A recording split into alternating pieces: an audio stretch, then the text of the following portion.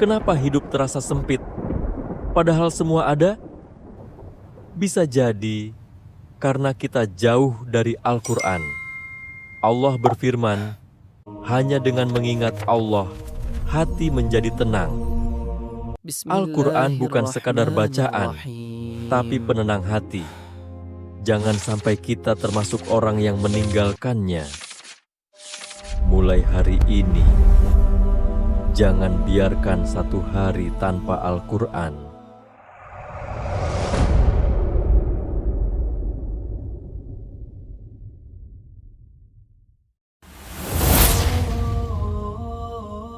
Assalamualaikum warahmatullahi wabarakatuh. Selamat datang di channel ini.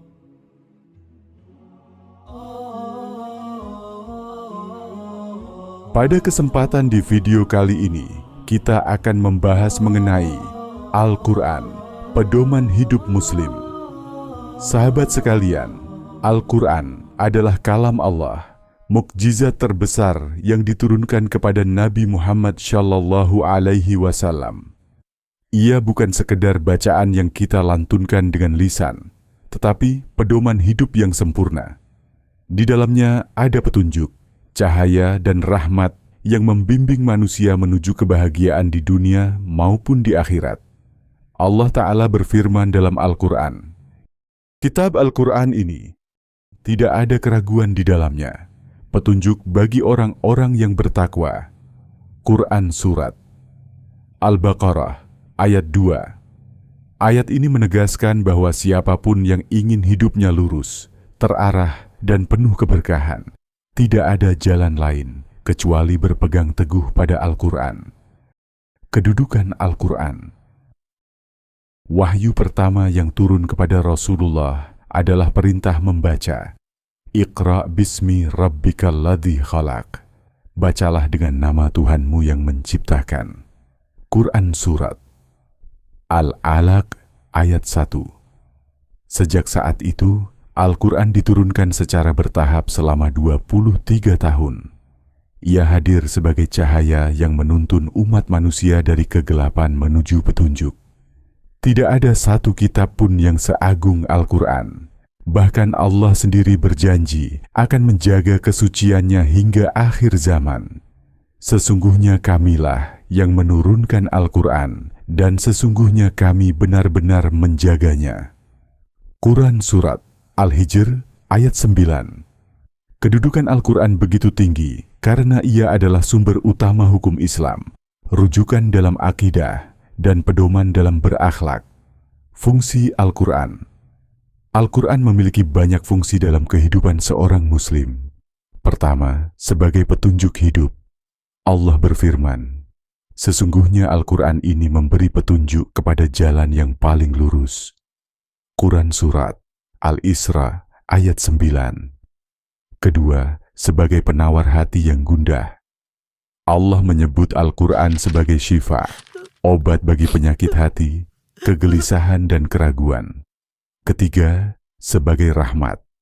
Siapapun yang berpegang teguh pada Al-Quran akan mendapatkan keberkahan dalam hidupnya. Keempat, sebagai peringatan. Al-Quran mengingatkan manusia agar tidak terjebak dalam kesalahan yang membawa kepada kebinasaan. Rasulullah Shallallahu Alaihi Wasallam bersabda, sebaik-baik kalian adalah yang belajar Al-Quran dan mengajarkannya. Hadis riwayat Bukhari. Artinya, membaca Al-Quran bukan hanya ibadah, tapi juga sarana memperbaiki diri, sekaligus ladang amal ketika kita mengajarkannya kepada orang lain. Kisah orang yang hidup dengan Al-Quran.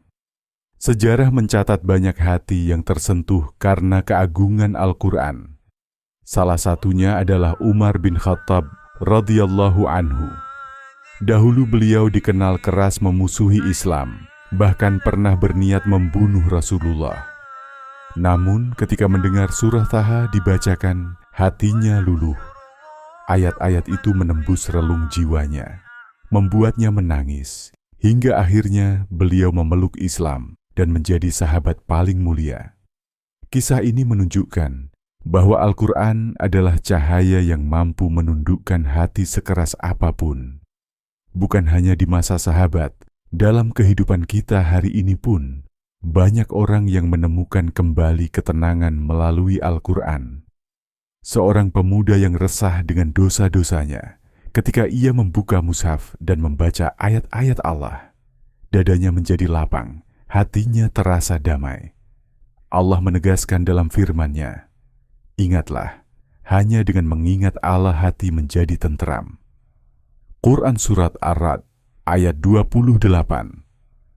Bahaya menjauh dari Al-Quran. Sahabat sekalian, sebaliknya ada bahaya besar bagi siapa yang berpaling dari Al-Quran. Allah mengingatkan, "Barang siapa berpaling dari peringatanku, maka sungguh baginya kehidupan yang sempit, dan kami akan kumpulkan dia pada hari kiamat dalam keadaan buta." Quran Surat Taha ayat 124. Nabi kita pun pernah mengeluhkan umatnya, sebagaimana tercatat dalam Al-Quran. "Ya Tuhanku, sesungguhnya kaumku menjadikan Al-Quran ini sesuatu yang ditinggalkan." Quran Surat Al-Furqan ayat 30.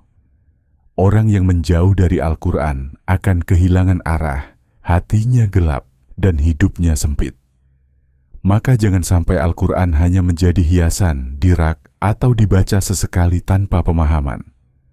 Al-Quran hadir untuk dibaca, direnungkan, dan diamalkan.